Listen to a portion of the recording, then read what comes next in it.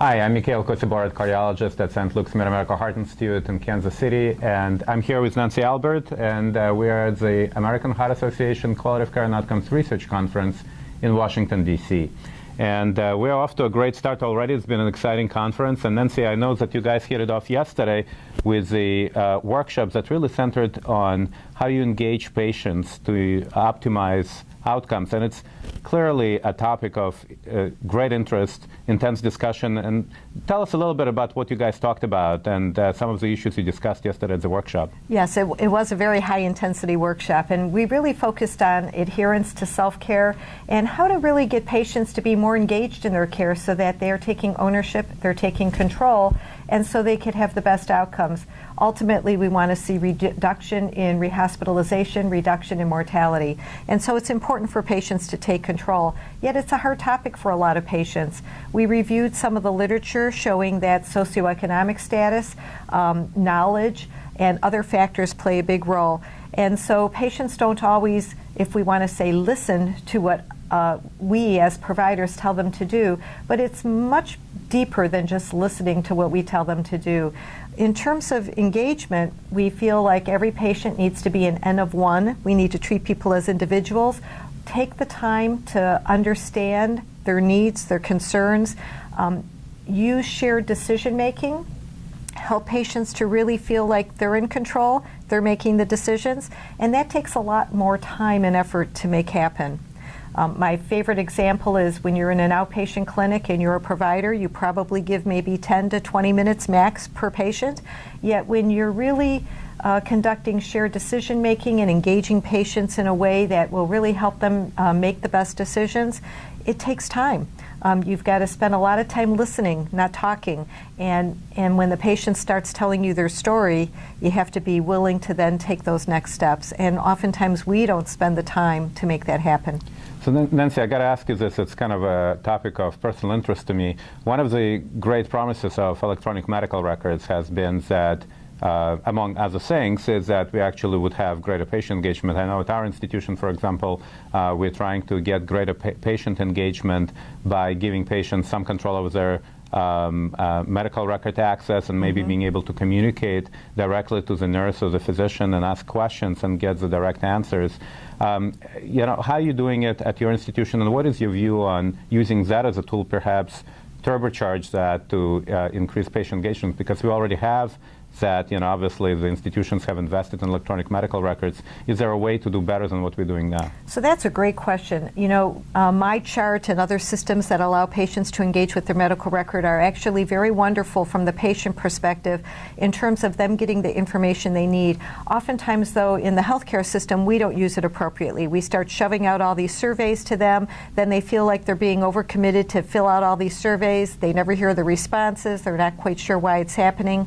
But I think the biggest problem is that patients aren't beholden to one institution.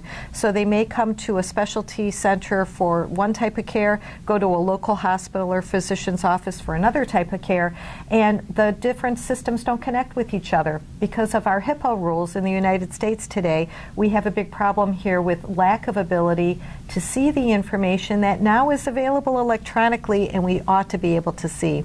So until we soften up, maybe that's not the right word, our HIPAA rules in the United States and allow healthcare access more universally, it's very difficult as providers to really be able to see the whole picture. I may know a snippet from a year ago, but the patient's been receiving care someplace else in that interim, comes back to me again, and I don't really have the whole picture to make decisions. Right. One other thing, just to close, we've talked a little bit about how you engage patients to improve clinical care and outcomes. But another very important topic, of course, is how do you engage patients to participate in research, to generate new knowledge, which ultimately, the reason we're doing that is to ultimately improve outcomes as well.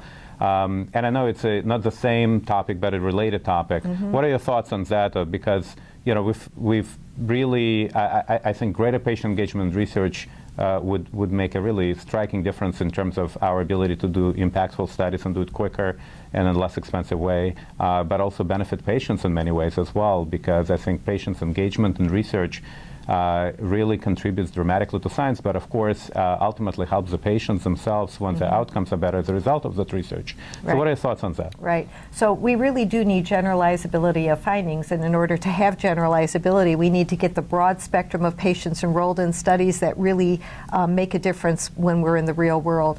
I think there's a few different tracks we need to think about. First, we need to think about inclusion and exclusion criteria. Oftentimes we have so many exclusion criteria that when we see the results, it doesn't always apply to our everyday patients. So the principal investigator and the company, the corporation, whoever is developing the study needs to think upfront about the methodology, and are they really making the study one that will be applicable to all patients once the study is over. Then on the patient end, we need to help patients better understand why we need to enroll them in studies and have them be more likely to say yes. And that's a tricky scenario. There's a lot of biases about being involved in research. It could be scary for a lot of patients. Maybe we're not using the best language. Oftentimes the wording in informed consents is written at a 14, they say a grade 12 to 14 level, so college level.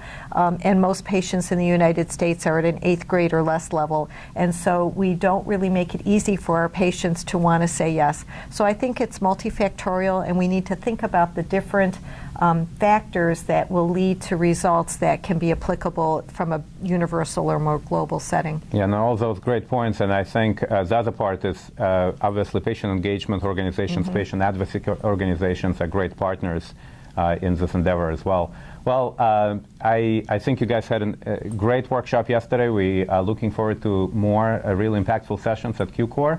Again, this is Mikhail Kosiborod and Nancy Albert at AHA QCOR sessions in Washington, D.C.